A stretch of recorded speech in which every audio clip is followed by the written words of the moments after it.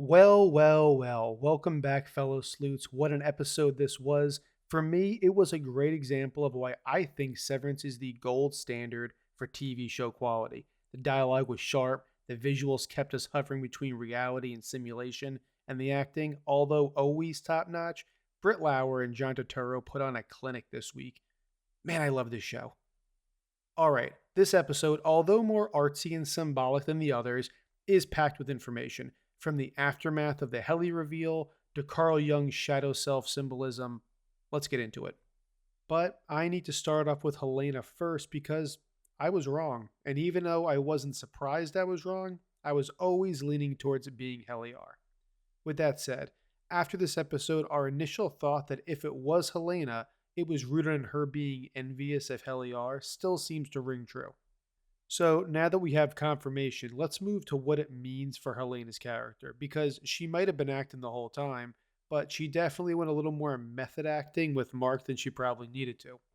And I think that's because Helena feels free to be herself as Helly. As Helena, she is trapped, because as an Egan, her life is not her own. This would be like growing up in a royal family. You're rich, you're famous, but everything is choreographed and dictated by tradition.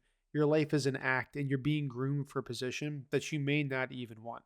But as Helly, she can find love, friends, she can even have some more of her inner thoughts about Kierism come out, even if it is in a I'm joking unless you're into it kind of way. And I believe Helena's comment to Mark in the 10 about not liking who she was on the outside is really her talking and not an act. Fact is, she didn't need to make that comment or tell Irving she was sorry when she was exposed by the waterfall. Last thing about that scene was the color choices and Mark's glitch. They were specific, having that scene in red while Helena and Audi is in the 10, but very blue when Mark wakes up alone, which was a nice touch. But what about Mark's glitch? Because we know he's coming off the reintegration procedure, and I'm sure all of us, including me, expected to see more of what Petey was going through than what we saw. But since it didn't happen like that, I figure Mark is probably following the recovery plan where Petey wasn't. Maybe Petey was supposed to go back to work and let the reintegration take place naturally over the course of a few days or weeks, and Mark's glitch was his mind stitching things together because of what he was doing with Helena at the time. The question is, are we seeing the start of a redemption arc for Helena? Now that she's been with the Innies, she's acted like an Innie, she's made friends. Does she see them as people now where before she didn't? Next, let's touch on whether or not this was a simulation because there was certainly some evidence to say that it was. First, obviously, the TV and the DVD player were not plugged in. I zoomed in, I really looked, and I couldn't find any power source, battery pack, or extension cord. Second, when the show first opens up, the first few seconds, and Irv zaps into his Innie state, we hear the elevator ding. So that could mean that they're still in the building. Are they in the team building room that we see on Petey's map, which admittedly was not drawn to scale? Also, the way Irving was fired, I would have expected him to be escorted out of the woods and away from the Innies so he wouldn't see anything or be able to ask many questions about what's going on around him and why he's being fired. But he was only about 15-20 feet away when Milchek pulled the trigger. And what about the MDR twins? They did seemingly appear out of nowhere. And lastly, we know the Gaunt Bride was part of a dream for Irv, and she had that ring girl glitch movements going on, but we see a similar odd glitch with Milchek during the initial video that he doesn't have in real life. With all that said, there could be power at the National Forest, the light over the book could be hooked up to the same power source as the TV, and the twins really weren't twins. When you look at them close, they look more like people who were dressed similar to the MDR team. If they were projections, you'd expect them to be a lot more exact copies. The video glitch could be poor editing, and maybe Irv was turned off and the Glasgow block was put in place and neither consciousness was awake until he was removed from the area completely. Plus, Irv was really hurting Helena, and Milchek sure as hell wasn't acting like it was fake. And of course, this level of realness rivals the holodeck on Star Trek. So either it is real because it would require such technology it's much too advanced to pull off, or the chip's direct connection to the brain is able to make people see and feel what Lumen wants, which is terrifying.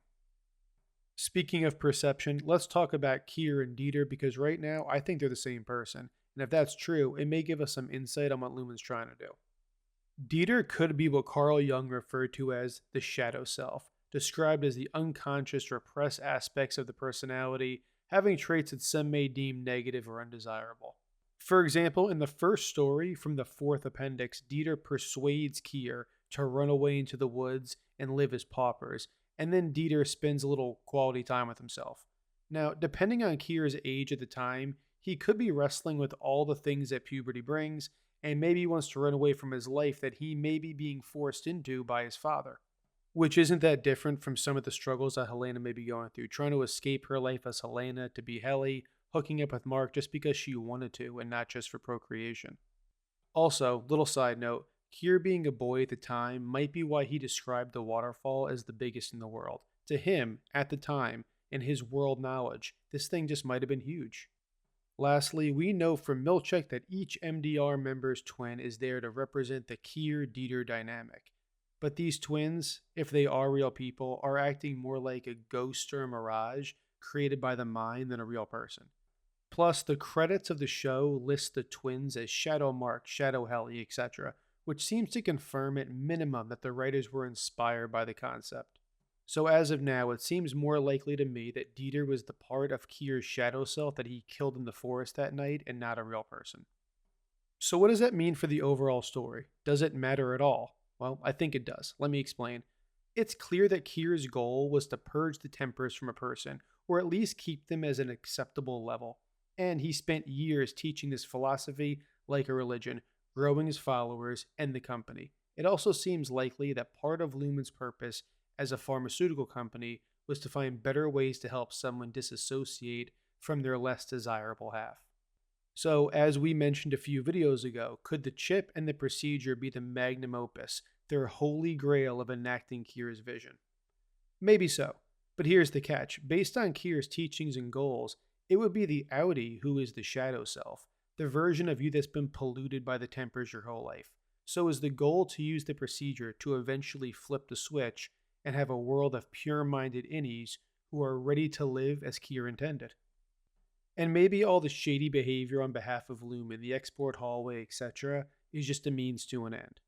Now, before we jump over to the Montauk Project reference, which I'm sure you have all seen mentioned in other videos, it's worth noting that Jung also spoke of individuation. So Chris, what's individuation? Well, it means becoming a whole and integrated self by acknowledging and integrating the shadow self. Now this sounds damn close to reintegration, which Lumen is adamant is not possible, and would be a direct assault against the overall goal that they have. And one more thing that I found kind of interesting.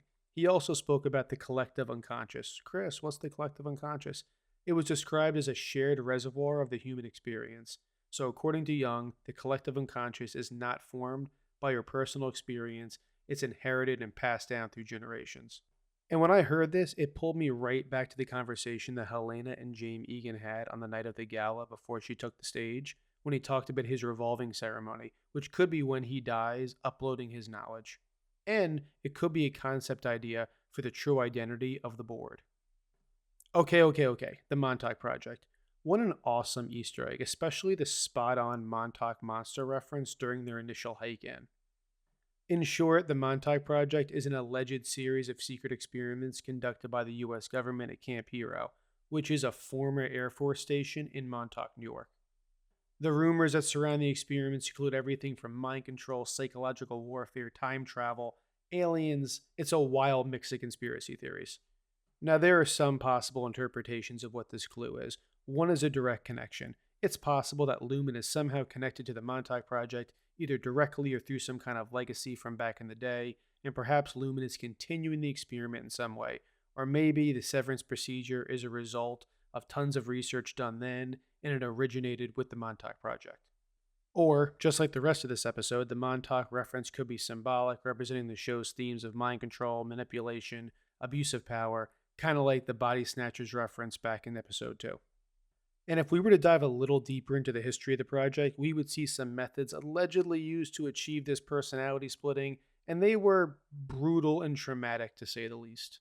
One was sensory deprivation, where people were stuck in isolation for a long period of time, and the other was psychological torture, where individuals were subjected to extreme stress, fear, manipulation, all to break down their sense of self. This is not unlike the break room situations they were in. Also, it tracks with how Cobell would treat them. She would just all of a sudden lose her cool at the MDR team, yell, scream, intimidate, even throw her mug at Mark.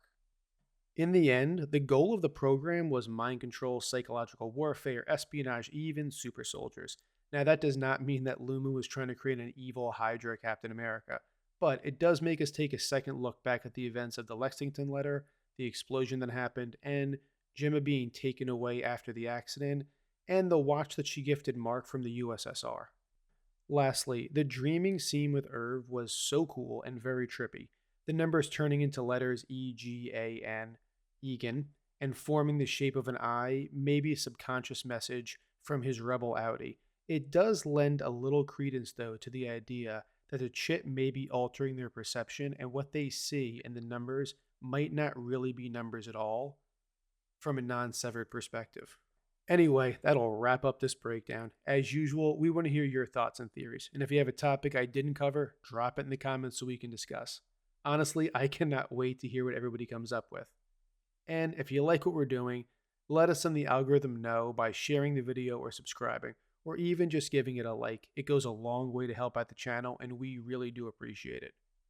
Until next time, stay sleuthy.